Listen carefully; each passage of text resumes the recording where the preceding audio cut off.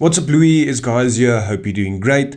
In this video, I'm going to talk about a rule that I use every single day, and it's a rule that's really simple to implement when it comes to investing in property. This rule alone is by no means the only calculations you need to do, but it's simply the easiest way to sort through potential deals without wasting any time. One of the most important things of investing in property is to make sure that you're investing in the right type of deals. I always tell people that not all property is a good investment. You have properties that can cost you a lot of money, and then you have properties that can generate a lot of money. Believe me when I say that majority people buy properties that cost them money instead of properties that can actually generate cash flow. This is something that I talk about a lot on this channel, and we are aiming to purchase properties that can generate cash flow and help us acquire more properties. So one of the rules that I use to identify these properties is known as the 1% rule.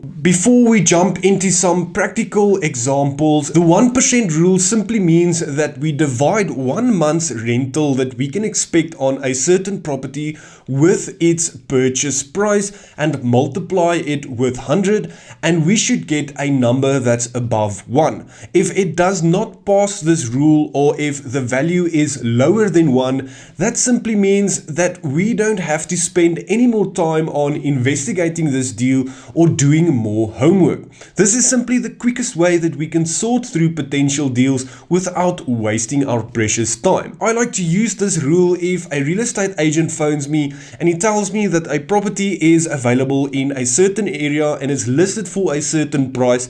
I would quickly try to figure out what is the rental amount that we can expect on that property. Again, we take 1 month's rental amount and we divide it with its purchase price and multiply it with 100, and hopefully the number is above 1.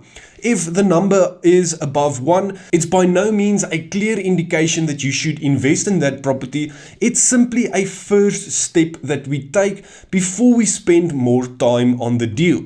I've seen people mention that I obviously need to account for levies and rates and taxes and commission and so on, and they are 100% correct.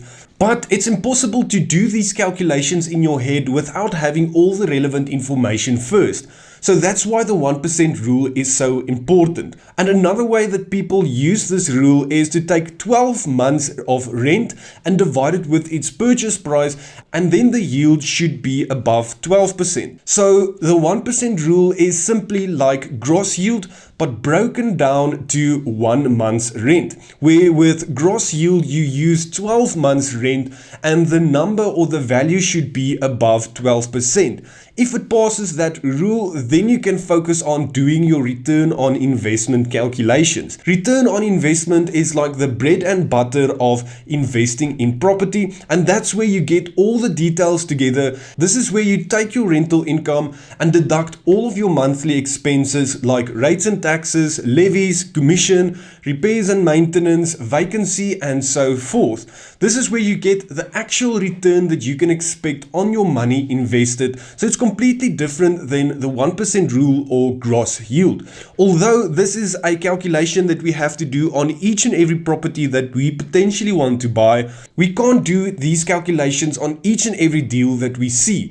So the 1% rule is simply the first step, and we end off with our return on investment calculations. I wanted to show you guys a practical example of how I use these rules. I'm going to share my screen and we are going to jump to property 24, and I search for a normal 2-bedroom property in Bloemfontein that's for sale, and we can see that this property is listed for 995,000 Rand, and most people will buy this type of property. So let's say an agent phones me and they say they have a property in Bloemfontein for sale, which is a 2-bedroom and 2-bathroom, 1 garage, 95 squares. It's listed for 995,000 Rand. The first thing I would ask is, what is the current rent on this property, or what can it potentially be rented for? I chose this specific example because here we can see that the rental income of this property is currently 7,500 Rand per month. I'll immediately take my rental income of 7,500 Rand and divide it with 900, 195,000 Rand and multiply it with 100. Here we can see that it does not pass the 1% rule. It has a value of 0.75, which is quite far away from 1%. So immediately I would know it's not worth doing my return on investment calculations on this deal because it doesn't even pass the 1% rule. Another way we can do this is, like I mentioned, to use gross yield. If we take 7,500 Rand and we multiply it with 12, which is our yearly rental income, and we divide it by the purchase price, which is 995,000 Rand, and we multiply it with 100, we can see it has a gross yield of 9%, which is way lower than the 12% that it's supposed to be. With that said, I saw a similar opportunity with the same price class in Bloemfontein, and it's definitely in a different area, but I wanted to show you what the importance is of the 1% rule.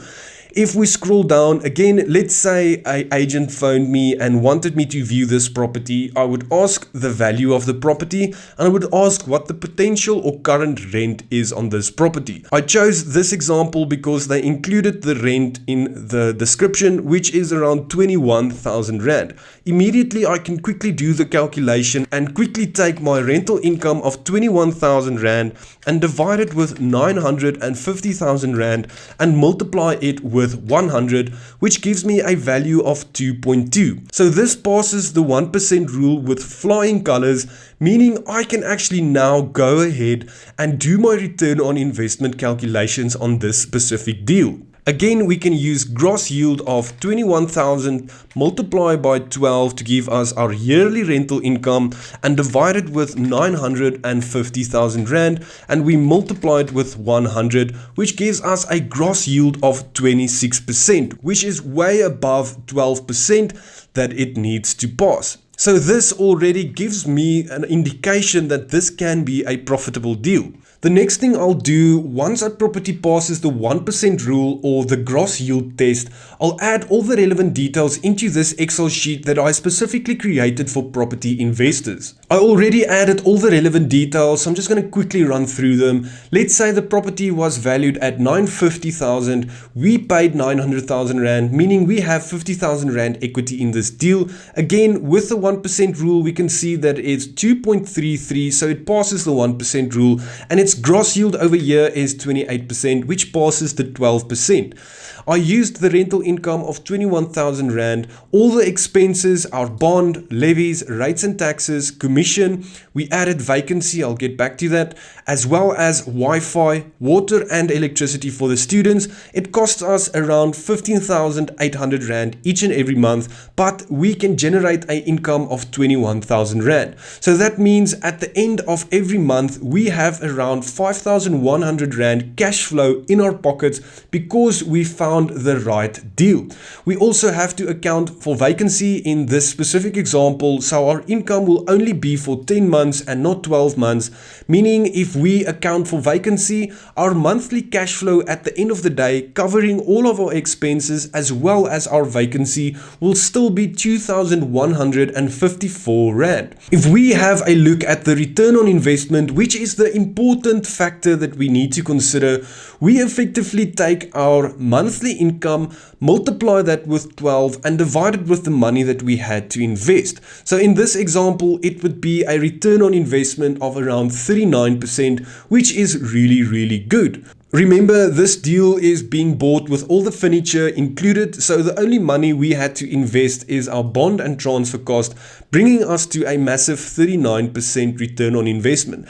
The reason I am showing you this is because I've experienced that most people buy the first option that I've shown, which is not even passing the 1% rule. If your property does not pass the 1% rule, it's guaranteed to cost you money, meaning you are actually losing money every month instead of putting money into your pocket. This is the reality of property investing. Majority of people buy these properties that cost them a crap load of money each and every year. So I hope that this calculations can help you identify the potential deals that can actually make you money instead of the ones that's losing money. If you are interested to learn more about my strategies, how I find these type of properties, how I secure these deals and buy them at a discount every time, you can always consider enrolling in my property course or my tailored coaching program. This is a do it with you service where I can either help you identify these properties or effectively guide you to find them yourselves. Feel free to follow the link down in my description and let me know if you have any questions. I hope that this video helped you in some way. If it did, please consider liking it, sharing it with a friend or family member, and if you haven't already, please subscribe to the channel.